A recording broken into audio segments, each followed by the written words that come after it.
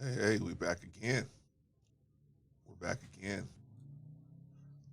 Back again, and this time I'm going to talk about why you're not successful. Why are you not successful? What is stopping you from being the best version of yourself? Is it past traumas? Is it your not understanding how this world works? What is it? What is it that's stopping us? What is it that's stopping you? I know what's stopping me. I was a demon possessed for many years. That had to be wiped clean so that I could start the process of putting my life back together.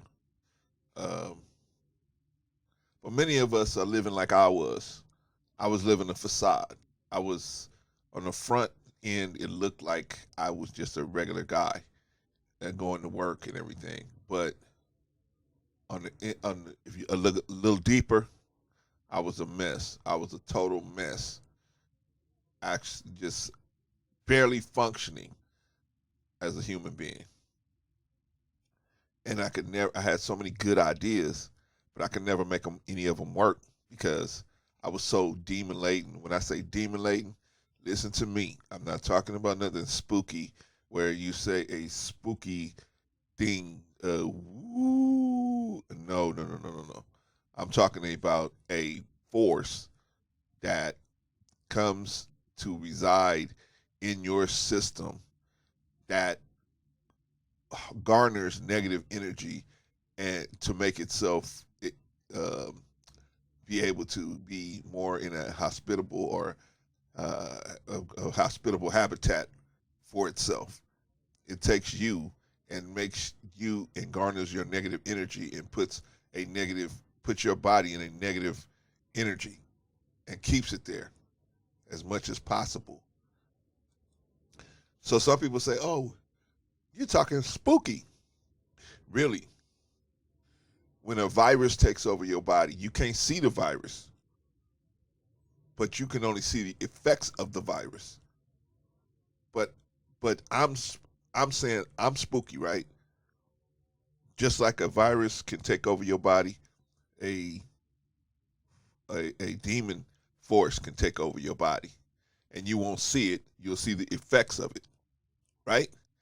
For example, if you have a virus take over your body, you will have the effects of your body trying to fight it. You'll see those effects coming out. You're coughing, sneezing, whatever. Same thing will happen when you dealing with demon technology in your system. You will have the effects of the demon technology in your system. And the most egregious one of all is incompetence. It's incompetence. And it's really based on fear. The negative energy is so strong, it promotes fear in your mentality. And so with the fear, you become incompetent. You have paralysis, analysis paralysis, and you become incompetent, meaning that you're a person who has sense. You see people and they have sense, and you say, "Man, this person is good at doing this or that," but how come they can never? They can almost make sense, but at some point they fall off. Why? How come they can never put it all together? It's because of the demons and the fear that the demons promote. The demons promote fear to control your behavior. And no, I'm not talking about just like a virus doesn't have a mental understanding. No, these things have magnetic and electric fields. That's what they deal with. They don't deal with a mental understanding. They deal with electric and magnetic fields. So if your electric and magnetic field is in the range where they want it, they don't put as much pressure on you. And then that's the next thing that they use to control you is pressure. Not the virus, but the but the demon technology uses pressure. They release pressure If you do what they want you to do, they will release the pressure in your brain, but they put pressure on you. It's like when you want to have sex and it's all that pressure build up in your head. The demon technology push that pressure on you. And then they release the pressure once you do what they want you to do. Not only sexually, but all kind of other ways as well. But let's get back to why you're not successful and the fear. So we have established that the fear is the main underlying reason. Is behind the demon technology, which is all around you, by the way. It's all on TV. Negative energy is all around you. So now what you got to learn how to do is not to take the negative energy in. So people say, did you see the news? You go, no. And so they try to make you feel like you small because you ain't watching the news. Why should I watch the news? If something real important happen, y'all will come and tell me, right? I need to be watching how I can get to this financial freedom, how I can get to this spiritual freedom, how I can be around people that's got the same kind of energy that I got, that want to be a better person and want to be better in life, and want to be around non-toxic feelings, right? And if I'm in trouble, I hope these people can help me. Sometimes we're around people, man, and the only reason why they're around us is because of what they are getting from us, the goodies that they're around us. I remember one time they was interviewing Mike Tyson, and he said, "Wow, man, your girlfriend's really pretty." He said, "Yeah, she's here now with all these goodies here, but when these goodies are gone, will she still be here?" And that was a good question. You know what I mean? So we have to start looking at ourselves as a commodity. You're a commodity. You're something of value, something of value, something that has value. You know what I mean? If you didn't have value, you wouldn't be here. So you have value. Maybe the people, and sometimes we're around people. The Bible says a prophet is without honor where? In his own home, right? People around him every day don't even see him like that. The guys see him in a whole nother way, but the people that's around him every day don't even see him as nothing, right? They don't see him like that, or they don't respect that part of his life, right? Well, it's like you and me, brother. We out here, and sometimes your wife don't look at you. They look at you like they don't look at you the way you see yourself and the way God see you. They don't see you that same way. I remember one time there was an accident on my street about 2 houses away from me. These gangbanging dudes had just robbed a jewelry store, and they was flying down my street, and they crashed into one of my neighbors. They crashed in about 3 of my neighbors' cars, parked cars, running from the sheriffs. And uh,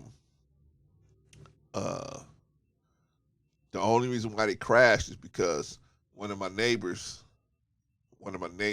had uh, just pulling out, dropping off one of my neighbors, uh, her boyfriend was just dropping her off at her house, and so those guys was flying down the street, and he didn't see them as he was backing out of her driveway, and they had to swerve to miss him, and they ended up hitting all these parked cars, right? So I heard the commotion. I came outside. I seen the these gangbanging cats, man. They was getting ready to literally kill this dude, kill his poor little Latino brother. They was gonna just jump on him.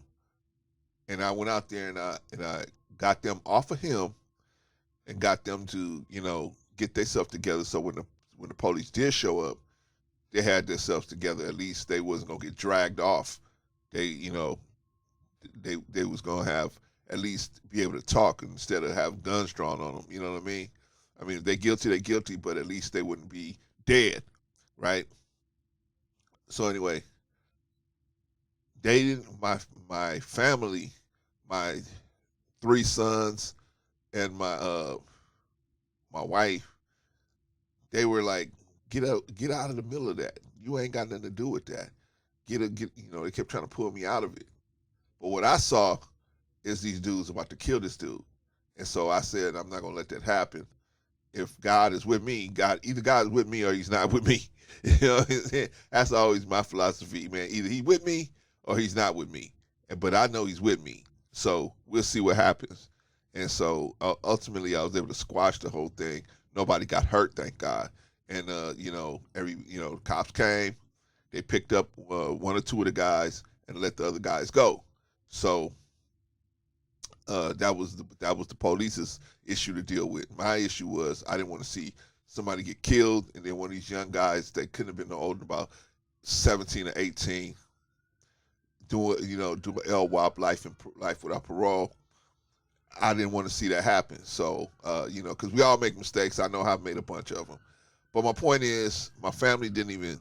They looked at me like, "What are you doing? You ain't got no. you're not the one that can change this situation." But I did change it. But they didn't see me like that. They see me as, just a guy paying the bills and, talking to them, saying stuff they don't want to hear all the time, right? But my point is, I can't let them stop me. I can't let them stop me from doing what I know is right. I can't let them stop me from being the best person I can be. You dig what I'm saying? If they can't handle it, they can't handle it.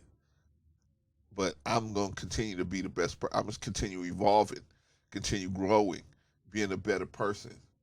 Sometimes you are trying to be a better person, and people will try to throw your past in front of you and say, well, you did this back in the day, so how you going to say this now? What you mean, how you going to say it now? People grow. You put a bean in the ground and you water it and you cover it. It's not going to stay a bean. It's going to grow. It's going to shoot up. And when you go try to look at it 5 days later, little piece of the tree comes up. You go back and look at it 10 days later, it's a little higher. It's always reaching for better. God don't have to sit down behind that piece of grass or a piece of that tree and say, okay, come on now, you got to grow. They already know. They naturally going to reach for better and higher heights, right? Well, that's what we should do as grown people, man. We should reach for higher heights. Now, I'm not going to take a long, long time, but I just want you to see. I'm showing you Mr. Richard Pryor here. The man was a genius, but he also had some issues, man, that was unresolved in his childhood and in his life. There were unresolved issues that brought him unresolved issues in his grown life. And like we all have issues in our grown life. The question is, what are we going to do about it? Because it's like this man here, he was given a ton of money, but instead of his issues, that ton of money didn't resolve the issues that he had. You see what I'm saying? You're going to have to resolve those issues on your own, figure out what you do. That way, when you get a ton of money, you got some sense and you know what to do with it, as opposed to just being crazy and reckless. Richard Pryor, man, bless his heart, man, was just, out of control. He got to the point, man, where he paid for it in his later years. He paid for all of that out of controlness in his later years. And we don't want to do that. We want to be able to have our faculties working even at the age of 60s and 70s and 80s and 90s, even as long as we can. So I'm asking you, I'm telling you, Jesus said like this: be of the world, be in the world, not of the world. So we here, and we know that there's bad news everywhere, but we don't have to be about it. When next time you looking on YouTube, man, stop looking at, bullshit. Stop looking at drama shit. You know what I'm saying? Yeah, every once in a while you want to see a Kevin Samuels video or something like that. But man, if you ain't watching videos that's helping you improve your life, watching another man tell a woman, how, fat she is, that probably ain't going. You doing that every day? Okay, man, maybe that's funny to you every once in a while. But doing that every day, bro, nothing against, I like Kevin Samuels, but I can't do it every day, bro, because I got things I got to do. I got to be paying attention to people that's, doing stuff, making stuff happen. You know what I'm saying? That's giving me good vibes, putting me in a good place. I can't be watching stuff like that all the time. There's a reason why, you can watch a cartoon or this or that. You can watch different entertainment, but not all day. Come on. We got work to do, man. We got to, what Jesus say, pick up your cross and walk. Pick up your bed and walk. Come on, man. Pick it up and walk. We got work to do. And so what we got to do is make sure that we are pursuing our goal of life, which is freedom. Freedom should be the goal of our lives, is to be free as we can be in this society. Okay? That's what we should be chasing. So don't let your past uh, dictate your future. You dictate your future. Let your energy dictate your future. If you need help trying to figure out how to get rid of the demon technology, the simp technology, we got so many different technologies that's attacking us as men that it's just making us as men really weak and sad. And by the time you figure it out, man, you're already so deep in the sauce. It's hard. But anyway, go for your dreams, brother. Get yourself together, put your life on track, and don't let no one tell you you can't do it. Last thing I'm gonna say, brothers, is get out of your own way. Just get out of your own way. Stop being, stop making excuses for yourself. Stop saying I didn't have no daddy, I didn't have no mama. We all got problems. So yeah, yeah. If you got any questions about getting out of the simp technology, take it from somebody who been there and had to clear herself from simp technology. I had to clear myself from demon technology. I had to clear myself from spiritual technology. I had to clear myself from a bunch of different negative technologies out here, and still working on it. Still working on it, brother. Anyway, just a suggestion. Hope that you reach the height of heights and all your goals. And if not, you know whose fault it is. Peace. Oh, and never be the aggressor, brother. Never be the aggressor.